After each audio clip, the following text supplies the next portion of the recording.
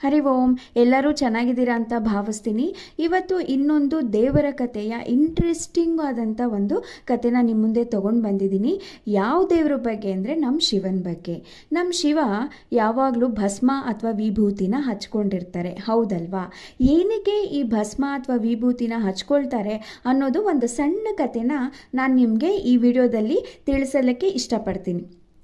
ಏನು ಅಂತಂದರೆ, ಶಿವನ ಹೆಂಡತಿ ಪಾರ್ವತಿ ಅಲ್ವಾ? ಪಾರ್ವತಿನೂ ಬರೋ ಮುಂಚೆ ಶಿವನ ಹೆಂಡತಿ ಸತಿಯಾಗಿದ್ಲು. ದಕ್ಷ ಪ್ರಜಾಪತಿಯ ಮಗಳು. ಶಿವನ ತುಂಬ ಇಷ್ಟಪಟ್ಟು ಮದುವೆ ಆಗಿರ್ತಾಳೆ. ಆದರೆ ಇದು ದಕ್ಷ ಪ್ರಜಾಪತಿಗೆ ಇಷ್ಟ ಇರೋದಿಲ್ಲ.